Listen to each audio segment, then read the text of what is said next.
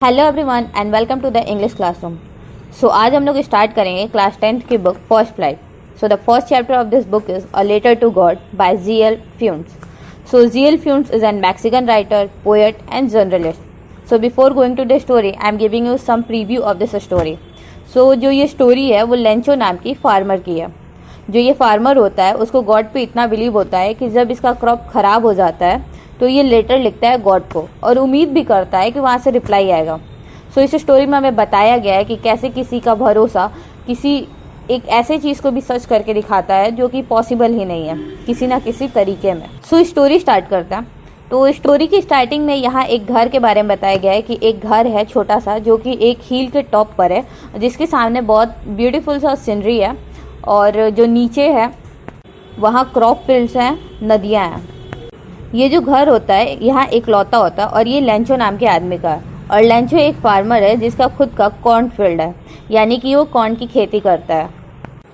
और लेंचो के कुछ बच्चे होते हैं और कुछ बच्चे उसके बड़े होते हैं जो कि इस खेतों पे ही काम किया करते हैं और उसके छोटे बच्चे खेला करते थे, यानी कि अभी वो बहुत छोटे बच्चे थे। लेंचो अपने खेतों में काम कर रहा होता है, तभी देखता है कि मौसम थोड़ा सुहाना सा हो जाता है, मतलब बारिश जैसा हो जाता है।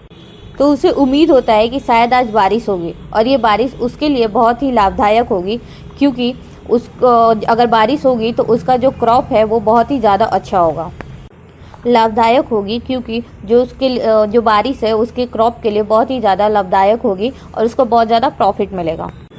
ये देखकर लेंचो बहुत खुश होता है, तो वो अपनी पत्नी को ये बात बताता है। उसकी जो पत्नी होती है, यानी कि उसकी जो वाइफ होती है, वो घर में उस वक्त खाना बना रही होती है। तो वो अपनी वाइफ के पास जाता है और कहता है कि लगता है आज बारिश ज़रूर होगी और ये बारिश हमारे लिए सिल्वर पेसोस के इक्वल होंगी।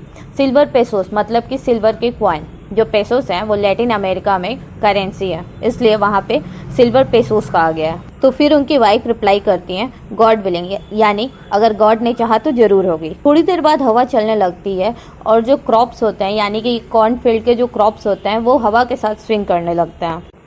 ये देखकर लेंचो के बच्चे बहुत खुश होते हैं और जो उसके छोटे बच्चे होते हैं वो तो और ज़्यादा खुश होकर खेलने चले जाते हैं। लेकिन लेंचो के अंदर अब डर होने लगता है। उसको ऐसा लगता है कि अब ये सिर्फ बारिश नहीं होगी, साथ ही साथ उसके लिए एक नई मुसीबत भी लेकर आएगी। थोड़ी देर बाद बारिश होने लगती है, लेकिन वो सिर्फ बारिश नहीं होती है, वो हेलस्टोन रेनफॉल होती हैं। हेलस्टोन रेनफॉल मतलब ओले वाली बारिश, मतलब जो बारिश में ओले गिरते हैं वैसे। ये देखकर उसके छोटे बच्चे तो बहुत खुश होते हैं, लेकिन लेंचो डरने लगता है, क्योंकि उसे मालूम था कि ये उसके क्रॉप को बर्बाद कर देंगी। सो वो ऐसा चाहता है या मानता है कि जल्द से जल्द ये बारिश रुक जाए ताकि उसके क्रॉप बच जाए। और उसके छोटे बच्चों के लिए तो बहुत ही अमेजिंग चीज़ होती है, इसलिए वो घर के बाहर जा कर के खेलने लगते हैं, पकड़ने लगते हैं उन्हें। हमारी बुक में हेलस्टोन को फ्रोजन पॉल्स से दिखाया गया है, क्योंकि जो पॉल्स होती हैं वो भी बहुत ही वाइट और चमकीली होती हैं और जब बारिश से ओले गिरते हैं तो वो भी थोड़े पॉल्स की तरह दिखते हैं, इसलिए उसकी कंपेरिजन फ्रोजन पॉल्स से की गई है। ये जो हेलस्टोन बारिश होती है ये लगभग 1 घंटे तक होती है और जब ये बारिश रुकती है तब तक लेंचो की पूरी क्रॉप बर्बाद हो जाती है। बारिश के बाद जब लेंचो अपने क्रॉप फील्ड में जाता है तो देखता है कि सारी क्रॉप बर्बाद हो चुकी है। जो पेड़ है उस पर पत्तियाँ नहीं है, जो लेंचो के क्रॉप में फ्लावर्स लगे होते हैं वो भी झड़ चुके होते हैं और ऐसा लगता है कि एक सॉल्ट का वाइट कॉटन बिछ गया हो, यानी कि एक चादर सा बिछ गया हो और उसकी उम्मीद पे एक पानी सा फिर जाता है। उसकी क्रॉप बर्बाद होने की वजह से उसके सामने एक नई परेशानी आ जाती है कि अब आगे वो अपने घर वालों का भरण पोषण कैसे करेगा। पर इतना सब होने के बाद भी जो लेंचो होता है उसके अंदर अभी भी इतना फेथ होता है कि गॉड उसका साथ देगा, इसलिए वो अपने फेथ के लिए वो गॉड को ही लेटर लिखता है।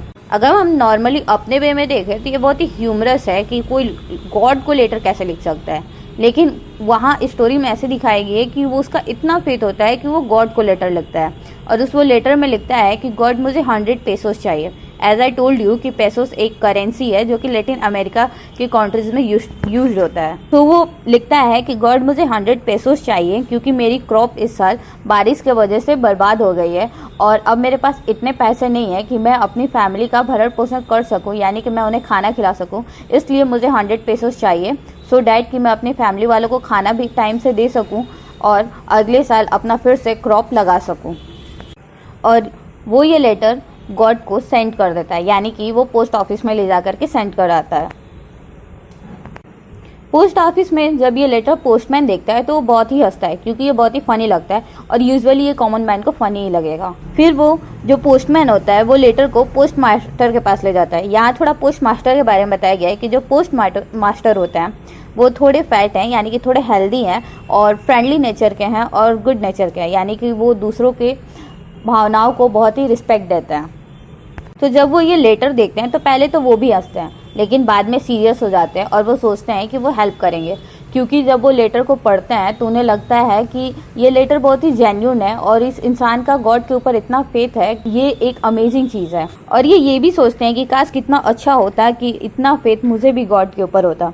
सो उसकी प्रॉब्लम को वो समझते हुए कि वो समझते हैं कि वो उसकी प्रॉब्लम इतनी सीरियस है, तो वो सोचते हैं कि मैं इसकी हेल्प करूंगा, और इसके लिए वो वहाँ पे जो पोस्ट ऑफिस के वर्कर्स होते हैं उनसे भी हेल्प मांगते हैं और ये कहते हैं कि मैं भी अपनी सैलरी में से कुछ रुपए, यानी कि मैं भी अपनी सैलरी में से कुछ पैसों लेंचो को डोनेट करूंगा। और वो वहाँ के वर्कर से भी कहते हैं कि प्लीज़ आप लोग भी कुछ पैसों इसे डोनेट करें, सो इसका आगे का काम चल सके और इसकी फैमिली भूखी ना रहे। सो ऐसे करते करते जो पोस्ट ऑफिस के वर्कर और पोस्ट मास्टर होते हैं वो 70 पेसोस जुटा लेते हैं। 100 पेसोस तो नहीं हो पाते, लेकिन वो 70 पेसोस कर लेते हैं। और जो पोस्ट मास्टर होता है वो पूरे 70 पेसोस एक लेटर में डाल करके, यानी कि एक एनवलप में डाल करके सिर्फ गॉड लिख करके सेंड कर देते हैं। तो जो लेंचो होता है वो संडे को बहुत जल्दी ही पोस्ट ऑफिस आ जाता है, यानी आपने देखा कि उसका फेथ कितना है कि उसने तो लेटर तो गॉड को लिखा है और वो ये भी सोच रहा है कि गॉड से रिप्लाई भी आएगा। सो वो आता है तो वो अपने लेटर को देखता है और देख करके बहुत गुस्सा होता है। मतलब उसे लेटर तो मिलता है लेकिन वो गॉड ने नहीं दिया होता है, वो दूसरे तरीके से, यानी कि पोस्ट ऑफिस के लोगों ने दिया होता है और उसके फेथ को बनाए रखने के लिए।